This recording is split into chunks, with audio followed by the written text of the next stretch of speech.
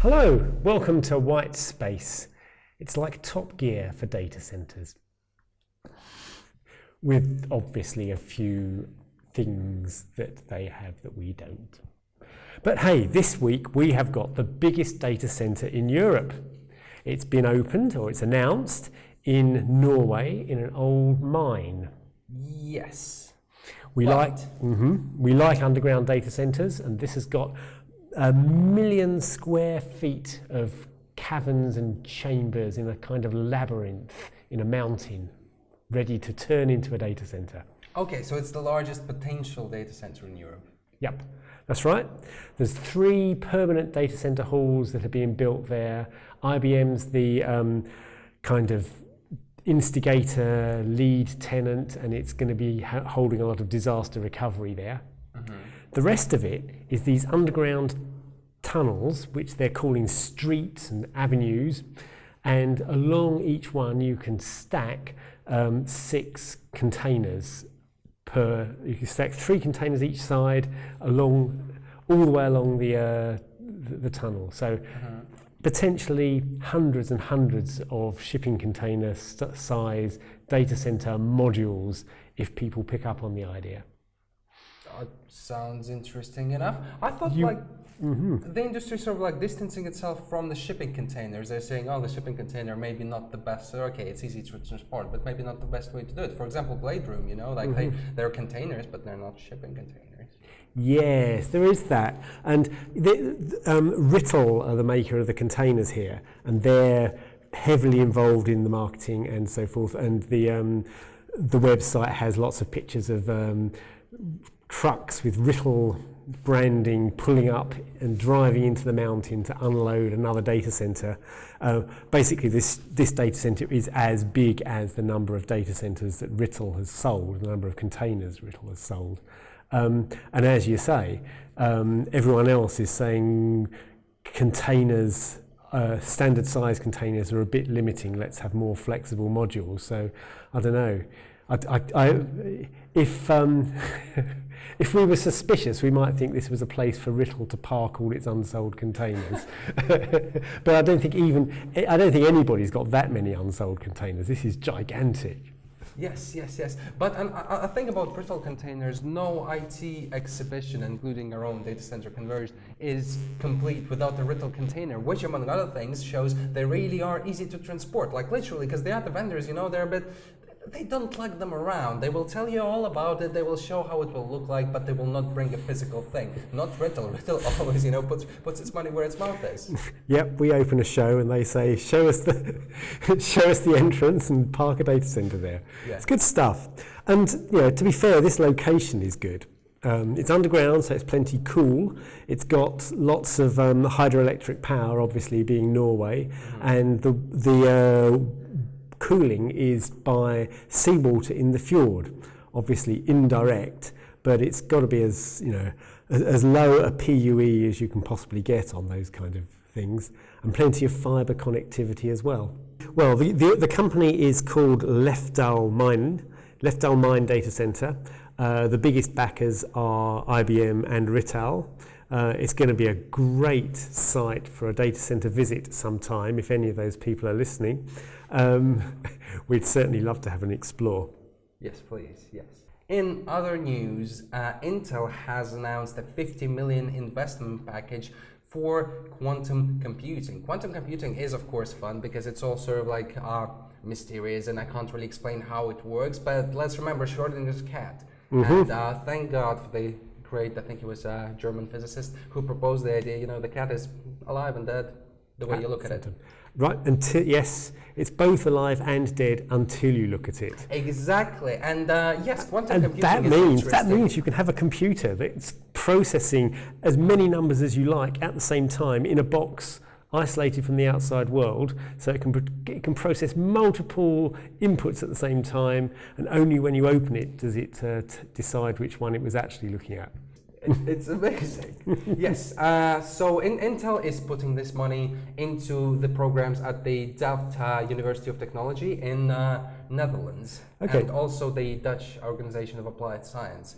The money is going to be released over 10 years. It will include equipment and assistance and help and expertise, because Intel says no company can do it alone. No company can invent quantum computing. And I think the press release sort of gives away that they don't actually recognize that there are working quantum computers on the market, something that would come as a shock and surprise to Google and NASA, who are already buying quantum computers from a Canadian company called D-Wave. Yeah, but D-Wave is pretty controversial.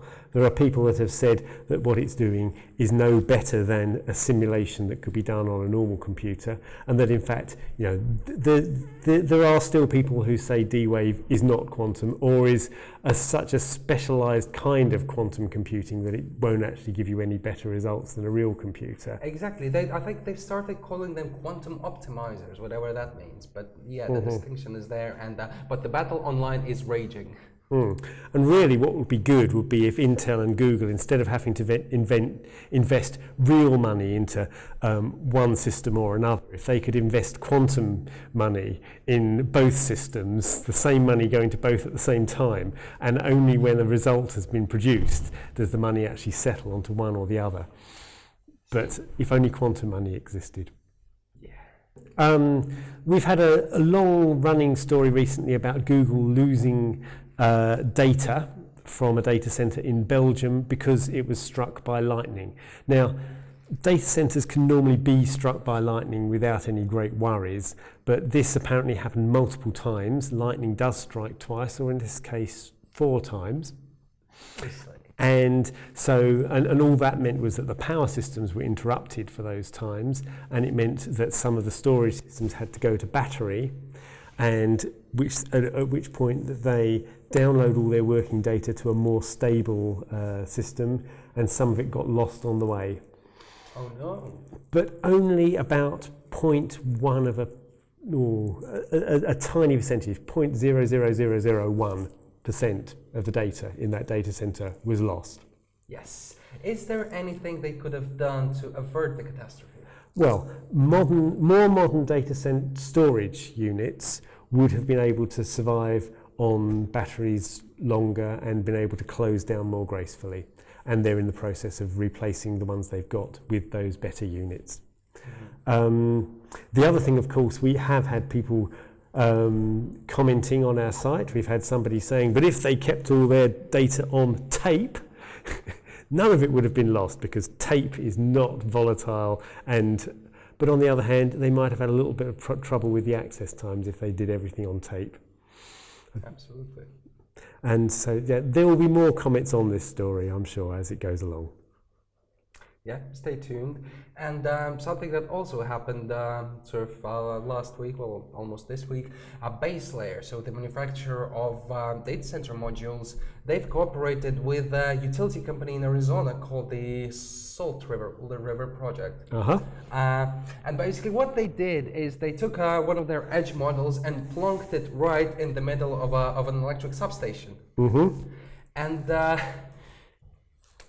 this idea has been floating around for a couple of years, and basically before they used to say this will mean that these data centers will not need generators or UPSs. This sort of rhetoric has been toned down a little bit. Their latest press release about this, about opening this data center on the ground, does not mention generators or UPSs. I think because, well, there's some things you just can't eliminate from a data center. But they put a lot of emphasis on the overhead power lines. And do you remember that story, was it Virginia, where people, Amazon wanted to put one of its data centers and people protested against power lines, saying they will destroy the scenery.